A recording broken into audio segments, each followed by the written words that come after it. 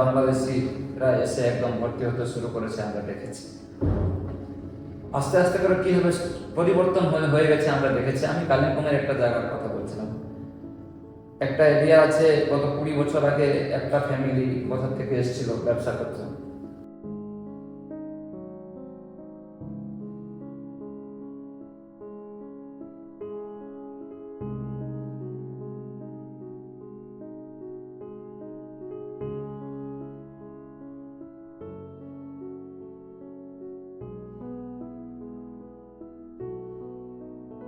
মহাবাড়ান family, কিন্তু 20 বছরের ভিতরে একটা বিশাল বড় কলোনি আমরা দেখেছি। তো এই পরিবর্তন গত 70-50 বছর থেকে এখানকার বাংলার মানুষ দেখেছে। এই পরিবর্তনের মধ্যে কোথাও হিন্দুত্বের জাগরণ দেখা যায়নি, কোথাও হিন্দুত্বের বিকাশ দেখা যায়নি। হিন্দুত্বকে অপমান করা, হিন্দুদেরকে পিছিয়ে রেখে অ্যাপিটমেন্ট পলিটিক্স করে বাকিদেরকে খুশি করে শুধুমাত্র চেয়ার নেওয়ার জন্য অনুপ্রবেশকারীদেরকে প্রশ্রয় দেওয়া, এসব বাংলার লোক দেখে। যে রেজাল্ট হয়েছে গুজরাটকেও ফেল করে দিয়েছে কি বাঙালিরাও একত্রিত হতে পারে হিন্দুর নামে, বাঙালিরাও জয় শ্রীরাম বলতে পারে। এটা এইবারের যে ভোট এখানে প্রমাণ করে দিয়েছে। এটাই এবারের বিশেষতা, সারা ভারতবর্ষকে আশ্চর্যচকিত করে দিয়েছে কি বাঙালিরা হিন্দুত্বের নামে একত্রিত হতে পারে। এটা সকলবার যদি আমরা ইতিহাস দেখি, উনি যখন ক্লাস 5-6-এ পড়তেন ওনাকে স্কুল থেকে সাসপেন্ড করা হয়েছিল। কেন সাসপেন্ড করা হয়েছিল? কারণ উনি ইংরেজদের সামনে যখন ওখানকার কোনো ইংরেজ তখন মানে ইন্সপেকশন করতে এসেছিলেন, তাদেরকে স্বাগত করিয়েছিলেন বন্দে মাতরম ধ্বনি দিয়ে। তো ডাক্তারজির মনে স্বাধীনতা সংগ্রাম, ভারত স্বাধীন হোক, এটা অনেক আগের থেকেই ছিল এবং সংঘ আগের থেকেই এ বিষয়ে করে এসেছে, এতে কোনো দ্বিধা নেই। এই বিষয়ে অনেকে কিছু বলতে পারে, কিন্তু সংঘ স্বাধীনতা সংগ্রামে, স্বাধীনতা আন্দোলনে সংঘের প্রত্যেকটি স্বয়ংসেবক প্রত্যক্ষভাবে জড়িত ছিল। এর জন্য হিন্দুদের জন্য কিছু কাজ করা উচিত। ভারত সরকারকেও আগ্রহ করেছে এবং বিশ্বের সমস্ত হিন্দু সম্প্রদায়কেও আগ্রহ করেছে কি বাংলাদেশের হিন্দুর জন্য আমরা সবাই এগিয়ে এসে কাজ করি। সংঘের অখিল ভারতীয় প্রতিনিধি সভাতে এই প্রস্তাবও নেওয়া হয়েছে। তার জন্য বাংলাদেশের হিন্দুদের প্রতি সংঘ সাধারণ মানুষের মধ্যে এই প্রশ্ন ছিল, এই ইচ্ছা ছিল, সেরকম রাষ্ট্রীয় স্বয়ংসেবক সংঘের কার্যকর্তা আমাদেরও ইচ্ছা ছিল। যার জন্য অ্যাজ এ লেম্যান, সাধারণ মানুষ হিন্দুদের হিতে যা কাজ করা উচিত আমরা সবাই মিলে এই কাজ করেছি। আর যেটা জনগণ যেটা চেয়েছিল তাই ফল হয়েছে। রাজনৈতিক এবং সংঘকে এক নজরে দেখার কোনো প্রশ্ন নেই, কিন্তু যদি কোনো বিষয় আছে হিন্দুত্বের বিষয়, তখন আমরা সবাই মিলে একসাথে কাজ করি, এটা সবাই জানে। যে মানুষটা প্রচার বিমুখ, যে মানুষটা প্রচারের করার যা কাজ, কিন্তু তিনি সবসময় প্রচারের বিপক্ষেই থাকেন। নমস্কার, আমি রাজীব, আপনারা দেখছেন ট্রাভেল পডকাস্ট জীবনের গল্প যা আপনাকে ভাবাবে। আজকে আমাদের এমনই একজন অতিথি এসছেন, যে অতিথি আমাদের খুব সৌভাগ্য তিনি আসতে পেরে আমাদের এখানে এসছেন, আমাদের স্টুডিওতে এসছেন।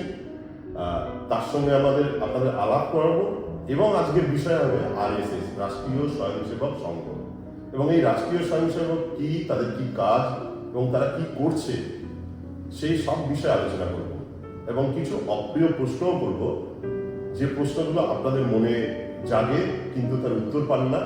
সেগুলি সরাসরি উত্তর দেবে আমাদের অতিথি সমীর কুমার ঘোষ, উত্তরবঙ্গ প্রচার প্রমুখ মিস্টার ঘোষ। নমস্কার আপনাকে আমাদের এই অনুষ্ঠানে আসার জন্য। কেমন আছেন দাদা? ভালো। কবে এসেছেন কলকাতা? আমি গত পরশুদিন এসেছি। আচ্ছা, আমাদের কিছু কাজ ছিল, সাংগঠনিক কাজ ছিল, সেই কাজের জন্য আমরা গত পরশুদিন বেরিয়েছিলাম, গতকাল সকালে এসেছিলাম। এই একটা ইলেকশন হলো, দুটো ধাপে, তারপরে 4 তারিখের রেজাল্ট বেরোলো, তারপরে দেখা গেল বিপুল ভোটে জিতলো আমাদের ভারতীয় জনতা পার্টি। তো কিছু মিডিয়া আছে, কিছু মানুষের বক্তব্য যে এই বিজেপি জেতার মনে হচ্ছে RSS, রাষ্ট্রীয় স্বয়ংসেবক সংঘ, কিন্তু অনেক মানুষই জানে না যে রাষ্ট্রীয় স্বয়ংসেবক কি এবং তাদের কাজ কি। আপনি হচ্ছে এর প্রচারক বলুন, যেরকম মিডিয়াতে বিভিন্নভাবে প্রচার করেন বা বলেন রাষ্ট্রীয় স্বয়ংসেবক, জাস্ট সাধারণ মানুষকে বলুন RSS টা কি এবং তাদের কাজ কি। এই মুহূর্তে সবাই আরএসএস বিজেপি, যেহেতু শব্দ বিজেপি প্রচারে এসছে এবং বিজেপি ক্ষমতায় এসছে, তার আগে 1 মাস আমরা এত সব কিছু দেখলাম, তো সবাই ভাবছে আরএসএস বিজেপি একই কাজ করে আর কি। কিন্তু যদি আমরা আরএসএস এর সাথে বিজেপির সফলতার সাথে যদি আরএসএস কে আমরা মূল্যায়ন করার চেষ্টা করি তাহলে একটু ভুল হবে। ভারতীয় জনতা পার্টি 1950-52 সালে শুরু হয়েছিল, কিন্তু তার আরো 25 বছর আগে 1925 সালে রাষ্ট্রীয় স্বয়ংসেবক সংঘ কাজ শুরু হয়েছে।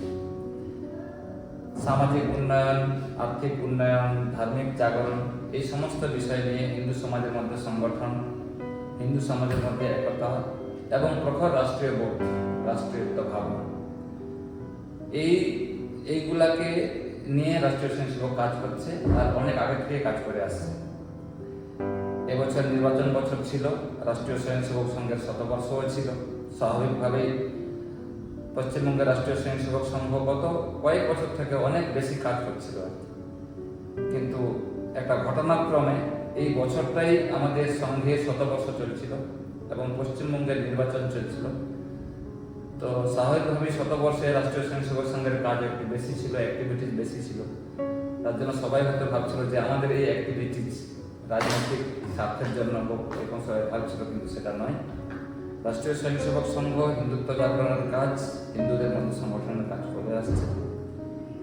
কিন্তু যেহেতু পশ্চিমবঙ্গ সরকারের গত 10-15 বছর থেকে আমরা যেটা দেখেছি, হিন্দুত্বকে উপেক্ষা করা হচ্ছিল, হিন্দুরা নিপীড়িত হচ্ছিল, হিন্দুরা পীড়িত হচ্ছিল, হিন্দুদের কথা শোনা যাচ্ছিল না, মন্দির অ্যাটাক হচ্ছিল, রাম মন্দির তীরে রামনবমী করতে দেওয়া হচ্ছিল না, সরস্বতী পূজা করতে দেওয়া হচ্ছিল না, বড়রা অনুপ্রবেশ হচ্ছিল, গোহত্যা হচ্ছিল, যে সমস্ত বিষয়গুলো একটা সাধারণ হিন্দুদের ইস্যু ছিল, হিন্দুদের ইস্যু ছিল। এবং এই বিষয়টা শুধুমাত্র রাষ্ট্রীয় স্বয়ংসেবক সংঘ নয়, পশ্চিমবঙ্গের সমস্ত জনতা, সমস্ত হিন্দু, এরা এতে খুব ব্যথিত ছিল। আর যার জন্য সকলের মনে একটাই প্রশ্ন ছিল কি এই সরকার পরিবর্তন হওয়া উচিত, পরিবর্তন হওয়া দরকার। যেরকম একটা সাধারণ মানুষের মধ্যে এই প্রশ্ন ছিল, এই ইচ্ছা ছিল, সেরকম রাষ্ট্রীয় স্বয়ংসেবক সংঘের কার্যকর্তা আমাদেরও ইচ্ছা ছিল। যার জন্য অ্যাজ এ লেম্যান, সাধারণ মানুষ, হিন্দুদের হিতে যা কাজ করা উচিত আমরা সবাই মিলে এই কাজ করেছি। আর যেটা জনগণ যেটা চেয়েছিল তাই ফল হয়েছে। রাজনৈতিক এবং সংঘকে এক নজরে দেখার কোনো প্রশ্ন নেই, কিন্তু যদি কোনো বিষয় আসে হিন্দুত্বের বিষয়, তখন আমরা সবাই মিলে একসাথে কাজ করি, এটা সবাই জানে। স্বাধীনতা সংগ্রামে, ভারতবর্ষের স্বাধীনতা সংগ্রামে আরএসএস এর ভূমিকা কি? কেন আমরা অনেক মিডিয়াতে দেখি নেগেটিভ কথা শুনি আরএসএস এর সম্বন্ধে বা ভারতীয় পতাকার সম্বন্ধে, আপনার যদি মত দেন, মূল্যবান মত দেন। এই প্রশ্নটা সব জায়গায় চলে আর কি। সকলের জন্য একটা ইন্টারেস্টিং বিষয়, সকলের জন্য একটা কিউরিয়াসিটিও আছে কি রাষ্ট্রীয় স্বয়ংসেবক সংঘ এবং স্বাধীনতা সংগ্রামের কোনো ভূমিকা ছিল কি ছিল না। আমরা সবাই জানি রাষ্ট্রীয় স্বয়ংসেবক সংঘ শুরু হয়েছিল 1925 সালে, যখন দেশ স্বাধীন হয়নি তখন। আর 1925 সাল থেকে রাষ্ট্রীয় স্বয়ংসেবক সংঘ কন্টিনিউ কাজ করে আসছে, এখনো পর্যন্ত কাজ চলছে। সংঘের কাজের উদ্দেশ্য ভারতীয়দের মধ্যে ভারতীয়ত্ব জাগানো, রাষ্ট্রীয়ত্ব জাগানো। তার জন্য রাষ্ট্রীয় স্বয়ংসেবক সংঘ ডক্টর জি সংঘ শুরু করার আগে উনি রাষ্ট্রীয় জাতীয় কংগ্রেসের সদস্য ছিলেন। তাদের যে যুবা উইং ছিল আর কি, সেখানে উনি কর্মঠ সদস্য ছিলেন, তার প্রেসিডেন্টও ছিলেন। মহারাষ্ট্রের একটা উইংসের উনি প্রেসিডেন্টও ছিলেন। সে সময় উনি কাজ করেছেন স্বাধীনতা সংগ্রামে, বিভিন্ন রকমের সব জায়গাতে উনি কাজ করেছেন। কাজ করতে করতে ওনার মনে হয়েছে এই কাজের সাথে সাথে যদি আমরা মূল যে হিন্দু আছে এদের মধ্যে যদি আমরা সংগঠন না করতে পারি, একত্রিত না করতে পারি, তাহলে স্বাধীনতা হয়তো আমরা স্বাধীন হয়েও যাব, ইংরেজরা চলেও যাবে, কিন্তু সত্যিকারে কি আমরা আমাদের যারা বলিদান দিয়ে গেছেন, যারা শহীদ হয়েছেন, ওদের স্বপ্ন পূরণ করতে পারবো? যার জন্য উনি 1925 সালে এই রাষ্ট্রীয় স্বয়ংসেবক সংঘ শুরু করেছিলেন, কিন্তু স্বাধীনতা আন্দোলনের সাথে থেকে। পরবর্তীতে 1932 সালে 33 সালে ওনার মনে হয়েছিল যে রাষ্ট্রীয় স্বয়ংসেবক সংঘের কাজও চলুক এবং স্বাধীনতা সংগ্রামের মধ্যে আমাদের সহযোগিতা হওয়া উচিত। তখন তিনি প্রত্যক্ষ ভাগ নেওয়ার জন্য, তখনকার যে সত্যাগ্রহ আন্দোলনে ভাগ নেওয়ার জন্য উনি সংঘের যে সরসংঘ চালক পদ, সে পদটা ছেড়েছিলেন, পদ ছেড়ে আবার যোগদান করেছিলেন। আমি বলতে চাইছি সংঘ ভারতের থেকে আলাদা নয়, রাষ্ট্রীয়ত্ব থেকে আলাদা নয়, স্বাধীনতা, এটা সংঘের ইচ্ছাও ছিল।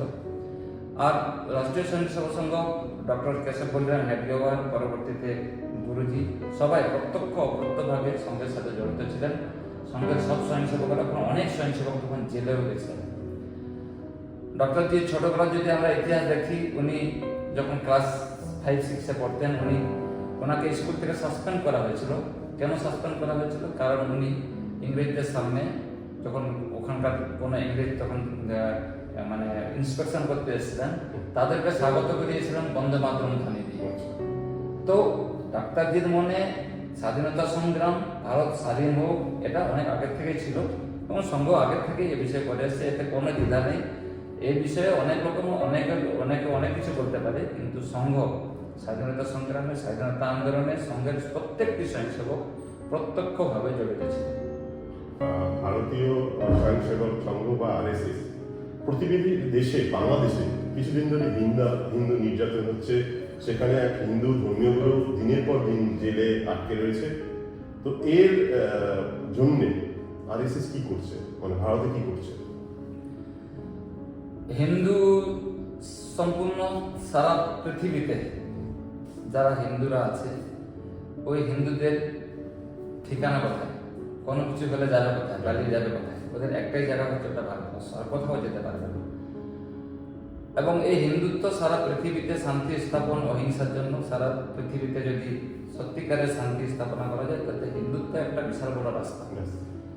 সারা পৃথিবীতে অহিংসার সন্দেশ এই হিন্দুত্ব দিয়েছে সবাইকে। একম বিপ্রাহা বহুধা বদন্তি, এ সন্দেশ হিন্দুত্বই দিয়েছে। স্বাভাবিকভাবেই ভারতের বাইরে যে সমস্ত হিন্দুরা আছেন, সেই হিন্দুরা নিজের ধর্মকে প্র্যাকটিস করতে পারুক, ওখানে স্বাভিমানের সাথে থাকতে পারুক, সবাই যে যার জায়গাতে থেকে হিন্দুত্বকে বাঁচিয়ে রাখতে পারুক, এ বিষয়ে রাষ্ট্রীয় স্বয়ংসেবক সংঘ সমস্ত পৃথিবীর সমস্ত জায়গায় হিন্দুদের জন্য চিন্তিত এবং তাদের জন্য কাজ করতে ওরা আগ্রহী। গত বছর রাষ্ট্রীয় স্বয়ংসেবক সংঘের প্রতিনিধি সভাতে একটা প্রস্তাব নেওয়া হয়েছিল, যেখানে বাংলাদেশের যে হিন্দুরা আছে, যাদের পীড়নের শিকার হয়েছেন, এরকম অনেক হিন্দু যারা পালিয়ে এসেছেন ভারতবর্ষে, এবং ওদের ওখানে সুরক্ষা হোক, ওদের ওখানে সম্মান দেওয়া হোক, ওরা ওখানে ন্যায় পাক, তার জন্য রাষ্ট্রীয় স্বয়ংসেবক সংঘ সবদিন চিন্তিত এবং এর জন্য হিন্দুদের জন্য কিছু কাজ করা উচিত। ভারত সরকারকেও আগ্রহ করেছে এবং বিশ্বের সমস্ত হিন্দু সম্প্রদায়কেও আগ্রহ করেছে কি বাংলাদেশের হিন্দুর জন্য আমরা সবাই এগিয়ে এসে কাজ করি। সংঘের অখিল ভারতীয় প্রতিনিধি সভাতে এই প্রস্তাবও নেওয়া হয়েছে। তার জন্য বাংলাদেশের হিন্দুদের প্রতি সংঘ সবদিন সচেতন, সবদিন গম্ভীর এবং সংঘ চায় বাংলাদেশের হিন্দুদের সুরক্ষা হোক, এটা সংঘ চায়। পশ্চিমবঙ্গের নির্বাচন হয়ে গেল এবং নির্বাচনে দেখা গেল ফলাফলে বিশালভাবে এগিয়ে আসলো ভারতীয় জনতা পার্টি। সবাই বলে এরা আরএসএস এর মাস্টার, আরএসএস এর জন্যই এই সাফল্যটা পেয়েছে। আপনার কি মত? শুনুন, আরএসএস নিজের কাজ করছে, সবদিন যে কাজ করে আসছে সেই কাজ করছে। এই পালা বদলের যেটা বলছেন, এই ব্যাপারটা রাষ্ট্রীয় স্বয়ংসেবক সংঘের নয়, বাংলার মানুষ চেয়েছিল, বাংলার মানুষের ইচ্ছা ছিল, বাংলার মানুষ প্রত্যেকে চাইছিল এই পালা বদল হোক। রাষ্ট্রীয় স্বয়ংসেবক সংঘ তার কাজ যেরকম করে তার কাজ করে এসেছে। প্রতি বছর যখনই কোনো নির্বাচন হয়, সাধারণ নির্বাচন, তখন লোকমত পরিষ্কার মানুষের সামনে গিয়ে নির্বাচনের আগে ওদের মধ্যে একটা পরিষ্কার নিয়ে আসা, এই কাজ রাষ্ট্রীয় স্বয়ংসেবক সংঘ সববারই করেছে, এবারেও আমরা করেছি। সমস্ত স্বয়ংসেবক বাড়ির থেকে বেরিয়ে লোকমত পরিষ্কারের বিষয়ে, রাষ্ট্রীয়ত্বের বিষয়ে, হিন্দুত্বের বিষয়ে যারা কাজ করবে ওদের পক্ষে যাতে একটা জনমত তৈরি হয়, সে বিষয়ে রাষ্ট্রীয় স্বয়ংসেবক সংঘ সবদিন কাজ করে, এবারও কাজ করেছে। এবারে বিশেষতা কি ছিল, এবারে আমাদের সাথে সাথে বাংলার সমস্ত লোক, ওরা সবাই চাইছিল কি এর পরিবর্তন। আমরা দেখেছি যারা পর্যায়ী শ্রমিক, যারা বাইরে থাকে, ওরাও সব ট্রেন বুক করে, টিকিট পায়নি, তা সত্ত্বেও ট্রেন ভর্তি করে আমাদের এখানে এসেছিল, কারণ সবাই চাইছিল পরিবর্তন, সকলের ইচ্ছা ছিল পরিবর্তন। সমস্ত হিন্দু যারা বাইরে থাকে, ওরাও চাইছিল কি আমরা হিন্দুত্ব এখানে অবহেলিত হচ্ছে, কিছু না কিছু কোনো না কোনোভাবে হিন্দুদেরকে অপমানিত করা হচ্ছে, বাকিদেরকে ট্রিটমেন্ট করা হচ্ছে, তোষণ করা হচ্ছে, এরকম সবাই ভেবেছিল। তার জন্য হিন্দুরা জেগেছিল, হিন্দুরা একত্রিত হয়েছিল। রাষ্ট্রীয় স্বয়ংসেবক সংঘ সেই কাজে সহযোগিতা করেছে। ব্যাস এইটুকুই কাজ। রাজনৈতিক ক্ষেত্রে ভারতীয় জনতা পার্টি তাদের কার্যকর্তাদের নিয়ে ওরা কাজ করেছে, কিন্তু জনতার সামনে, জনতার মনের মধ্যে জনমত পরিষ্কারের যে কাজ, সেটা রাষ্ট্রীয় স্বয়ংসেবক সংঘের প্রত্যেক কার্যকর্তারা এবারে সক্রিয়তার সাথে এই কাজটা করেছে। একটা ছোট প্রশ্ন, আরএসএস আর বিজেপি এর মধ্যে পার্থক্য কি? দেখুন, রাষ্ট্রীয় স্বয়ংসেবক সংঘ 1925 সালে শুরু হয়েছিল। হিন্দুদের মধ্যে সংগঠন হোক এবং পরম বৈভবশালী ভারত নির্মাণ হোক, এই উদ্দেশ্য নিয়েই সংঘ শুরু হয়েছিল। তার প্রায় 26 বছর পরে অনেকের মধ্যে মনে এসেছিল কি অনেক কিছু কাজ আছে যেগুলো রাজনৈতিক সত্তার মাধ্যমে হওয়া উচিত। হিন্দুত্বের বিষয়ে পার্লামেন্টে শোনা উচিত, বিধানসভাতেও হিন্দুত্বের কথা চলা উচিত। যখন এসব বিষয় হয়েছিল তখন সংঘেরই অনেক স্বয়ংসেবক ওরা রাজনৈতিক ক্ষেত্রে গিয়ে এই কাজ করেছে। কিন্তু ভারতীয় জনতা পার্টি একটা স্বতন্ত্র সংগঠন, ওরা স্বাধীন সংগঠন, তাদের আলাদা সংবিধান আছে, তাদের আলাদা পদ্ধতি আছে এবং সেই পদ্ধতির মধ্যেই ওরা কাজ করে। এবং রাষ্ট্রীয় স্বয়ংসেবক সংঘ টোটালি একটা আলাদা সংগঠন, আমাদেরও একটা আলাদা সংবিধান আছে, তার মধ্যে আমরা কাজ করি। ইনস্টিটিউশনালি দুটোর মধ্যে কোনো মিল নেই, কোনো নেই। কিন্তু হ্যাঁ, কিছু কিছু স্বয়ংসেবক যারা রাষ্ট্রীয় স্বয়ংসেবক সংঘের স্বয়ংসেবক, যারা নিজেকে রাজনৈতিক ক্ষেত্রে গিয়ে আমি কাজ করতে চাই এরকম যারা আগ্রহী, ইন্টারেস্টেড, এরকম অনেক স্বয়ংসেবক আমাদের যারা রাজনৈতিক ক্ষেত্রে কাজ করে, ওই স্বয়ংসেবকদের সাথেই রাষ্ট্রীয় স্বয়ংসেবক সংঘের সম্পর্ক, সম্মান। যেরকম একটা স্কুল থেকে অনেক ছাত্র বেরিয়ে গিয়ে কেউ ডাক্তার হয়ে যায়, কেউ ইঞ্জিনিয়ার হয়ে যায়, কেউ নেতা হয়ে যায়, কিন্তু তার সাথে ওই স্কুলের বা ওই ইনস্টিটিউশনের একটা সম্পর্ক থাকে। সেরকম রাষ্ট্রীয় স্বয়ংসেবক সংঘের রাজনৈতিক ক্ষেত্রে যারা স্বয়ংসেবক আছে ওদের সাথে আমাদের সম্বন্ধ স্বাভাবিকভাবে থাকবে সব জায়গাতে। এইটুকুই সম্পর্ক, ইনস্টিটিউশন কোনো সম্পর্ক নেই। কিভাবে আপনি আসলেন এই যে আরএসএস এতক্ষণ কথা হচ্ছে, এটা একটা ব্যক্তিগত প্রশ্ন, আপনি কিভাবে আসলেন আরএসএস এর সঙ্গে, রাষ্ট্রীয় স্বয়ংসেবকের সঙ্গে কিভাবে যুক্ত হলেন? আমি কবে যুক্ত হয়েছি আমি ভুলে গেছি। কারণ যখন আমি ছোট ছিলাম, একদম খুব ছোট ছিলাম, বাড়িতে আমার কাকু, উনি সংঘের স্বয়ংসেবক ছিলেন, সংঘের কার্যকর্তা ছিলেন। গ্রামের মাঠে শাখা হতো, ওখানে না, আপনি তো সিকিমে থাকেন এখন, আপনি পেলিংয়ে থাকেন। না, কালিম্পংয়ে থাকি। কালিম্পংয়ে থাকেন, কিন্তু আমি তো ঝুলেছি তো বাড়িতে, গ্রামের বাড়িতে। আচ্ছা, কোথায়? আমার বাড়ি ঝাড়গ্রাম। ও গোপীবল্লভপুর, দিলীপ বাবুর বাড়ির পাশে, দিলীপ ঘোষ। তো ওখানে আমি ক্লাস 5-6 পড়তাম। আচ্ছা। তো ওখানে সঙ্গের শাখাতে খেলতে যাওয়া, মাঠে যাওয়া, তারপর খেলতে খেলতে খেলতে খেলতে সঙ্গের বিষয়গুলো শেখা, প্রার্থনা শেখা, খেলাধুলা শেখা, পরবর্তীতে একটু বড় হওয়া, আস্তে আস্তে করে সঙ্গের ছোট ছোট ট্রেনিং নেওয়া, এরকম করতে করতে করতে করতে করতে করতে এখন এই জায়গায় এসে পড়ছি। এটা স্বাভাবিক প্রক্রিয়া। এখন কোথায়? এখন আমি থাকি কালিম্পংয়ে। ওখানে আপনাদের কি কাজ হয়? আর আমি কালিম্পংয়ে সঙ্গের প্রচারক হিসাবে আমি ওখানে গেছিলাম 1999 সালে, পাহাড়ি এরিয়াতে সঙ্গের কাজ করার জন্য। আমি যখন যাই এই পাহাড়ে তখন ওখানকার নেপালি ভাষা, ইভেন হিন্দিও আমি জানতাম না, হিন্দি বলতে পারতাম না, কিন্তু আমার সঙ্গের অধিকারীরা আমাকে পাঠিয়েছিলেন তুমি ওখানে যাও, ওখানকার ভাষা শেখো, ওখানকার কালচার বুঝো, তারপরে ওখানে কাজ করো। তো ওখানে থাকতে থাকতে থাকতে থাকতে ওখানকার কালচার বুঝেছি, ওখানকার সংস্কৃতি বুঝেছি, ওখানকার ভাষা শিখেছি, আর সঙ্গের কাজ করতে করতে করতে করতে এখন আমি ওইদিকে আছি। সম্পূর্ণ উত্তরবঙ্গের কাজ, তার সাথে সাথে পাহাড়ি এরিয়ার কাজ, সিকিমের কাজ আমি ওখান থেকে দেখাশোনা করি। আমি ওখানে থাকি, কালিম্পংয়ে থাকি, কিন্তু বাড়ি তো আমার আপনার ভাষা শুনে একদমই মনে হচ্ছে কি কথা ভাষায় আপনি স্বাভাবিকভাবে মনে না আসার কথা, কারণ আমি এই প্রায় 25-26-27 বছর আমি এমন জায়গাতে আছি যেখানে বাংলা ভাষায় কম কথা বলা হচ্ছে। আমাদের এই বাংলারই একটা জায়গা, পশ্চিমবঙ্গের ভিতরের একটা জায়গা, কিন্তু ওখানে বাংলা চলে, ওখানে কেউ বাংলা বলে না। বাঙালির সাথে কোনো মেল নেই, বাঙালিদের পোশাক পরিচ্ছদের, খাওয়া দাওয়ার সাথে কোনো মেল নেই, কিন্তু ওটা বাংলার মধ্যে। আপনি নাম শুনেছেন দার্জিলিং, গোর্খারা থাকে, যার জন্য ওদের ওখানে বিশাল অনেক রকমের মান অভিমান থাকে যে আমরা আলাদা। মাঝে মধ্যে কোনো বাংলা চিঠি গেলে ওদের আপত্তি থাকে, ওরা বুঝতে পারে না। তো আমি ওখানে থাকার জন্য বাঙালিদের সাথে স্বাভাবিকভাবে কথা বলা বা বাংলা কথার সুযোগ পাই না, কন্টিনিউয়াসলি মানে হিন্দি অথবা নেপালি। নেপালি ভাষা। তার জন্য বাংলা কথার মধ্যে হিন্দি টান চলে এসছে, কিন্তু আমি পিওরলি মেদিনীপুর ঝাড়গ্রামের লোক, বাংলা কথা বলি। এই সাফল্য, পশ্চিমবঙ্গের বিজেপির সাফল্য আপনি কি চোখে দেখছেন? এটা প্রায় 70 বছর থেকে আমরা এমন একটা সত্তার মধ্যে, শাসনের মধ্যে পশ্চিমবাংলা ছিল, যেখানে যেটা হওয়া উচিত ওটা হচ্ছিল না। কমসে কম গত 50 বছর থেকে তো আমরা একদম আলাদা ছিলাম। কেন্দ্রের সাথে রাজ্যের কোনো তালমেল হচ্ছিল না আর কি। তো স্বাভাবিকভাবে একটা অন্ধকারময় জায়গায় ছিলাম। এখানকার আস্তে আস্তে আস্তে আস্তে ডেমোগ্রাফিক চেঞ্জ আমরা দেখেছি।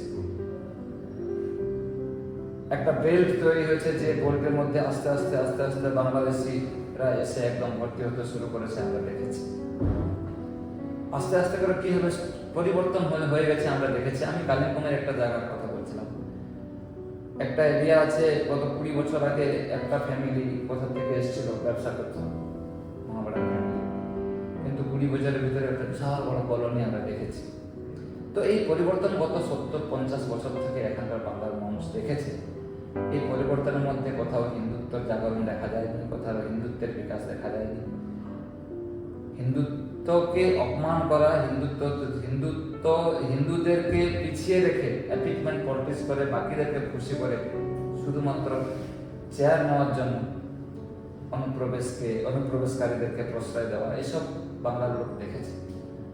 যার জন্য এমন একটা সময় আমরা গত 2 মাস আগেও ভাবতাম যে এখানে আর পরিবর্তন সম্ভব নয়, এরকম জায়গাতে চলে এসেছিল যে বাংলায় আর পরিবর্তন মনে হয় সম্ভব হয়। কারণ এখানকার লোক ভোট দিতে পারতো না, ভোট দিতে যেত না, ভোট দেওয়া হতো না, দিতে দেওয়া হতো না, এরকম জায়গাও আমরা এখানে দেখেছি। এই জায়গায় দাঁড়িয়ে এই যে এরকম পরিবর্তন সম্ভব, হিন্দুরা একত্রিত হতে পারে, হিন্দুরাও কনসলিডেট হতে পারে। যেখানে হিন্দুরা মাইনরিটি আছে, ওরাও একত্রিত হয়ে মেজরিটিকে হারাতে পারে। এবারে যে রেজাল্ট হয়েছে, গুজরাটকেও ফেল করে দিয়েছে, কি বাঙালিরাও একত্রিত হতে পারে হিন্দুর নামে, বাঙালিরাও জয় শ্রীরাম বলতে পারে। এটা এইবারের যে ভোট এখানে প্রমাণ করে দিয়েছে, এটাই এবারের বিশেষতা। সারা ভারতবর্ষকে আশ্চর্যচকিত করে দিয়েছে কি বাঙালিরা হিন্দুত্বের নামে একত্রিত হতে পারে। এটা সকলের জন্য একটা বিস্ময়কর বিষয়। এটা আমরা করে দেখিয়েছি, বাংলার হিন্দুরা করে দেখিয়েছি। সব শেষ প্রশ্ন একটা, বাঙালি ইয়াং জেনারেশন এরা ধর্ম মানে না, খাওয়া দাওয়া অন্যরকম হয়ে যাচ্ছে, ফাস্ট ফুড, যারা জেনজি বলছে, তারা অনেকে আমাদের ধর্মীয় অনেক ইতিহাসও জানে, শেষ বাঙালি রাজা কি তাও জানে। তো সেই জেনারেশনের জন্য আপনি কি বলবেন, তাদের জন্য কি বলবেন? রাষ্ট্রীয় স্বয়ংসেবক সংঘ এই জেনারেশনের মধ্যেই কাজ করে। আমাদের যে শাখাগুলো হয়, ওই শাখাগুলোতে একটু শিশু বালক এরাই আসে। এই প্রবণতা একটু কমছে, যার জন্য রাষ্ট্রীয় স্বয়ংসেবক সংঘ কলেজ স্টুডেন্টসের মধ্যে কাজ শুরু করেছে। আমাদের বিদ্যার্থী শাখা এবং কলেজ প্রমুখ এরকম আমরা বানিয়ে আমরা কাজ করছি। অখিল ভারতীয় বিদ্যার্থী পরিষদের কাজ চলছে। যুব সমাজের মধ্যে হিন্দুত্ব, যুব সমাজের মধ্যে রাষ্ট্রীয়তা, ভারতীয়ত্ব, স্বদেশী ভাবনা, এগুলো জাগানোর জন্য আমাদের কাজ চলছে। আমাদের কাজের যে রেজাল্ট একটু আস্তে আস্তে আসে, কম আসে, কিন্তু যেটা আসে ওটা পাক্কা থাকে। যার জন্য চিন্তা করার দরকার নেই। যুব সমাজ এগিয়ে আসবে, যুব সমাজ ইন্টারেস্টেড হবে। আমরা এই বাংলায় দেখেছি এবারে এত ইয়াং জেনারেশন এগিয়ে এসে ভোট দিয়েছে হিন্দুত্বের জন্য। রামনবমীর মিছিলে আমরা দেখেছি হাজার হাজার যুব ছেলে ভগবান রামের নাম জয় শ্রীরাম নারা লাগিয়ে দিয়ে হিন্দুত্বের কাজে এগিয়ে এসছে।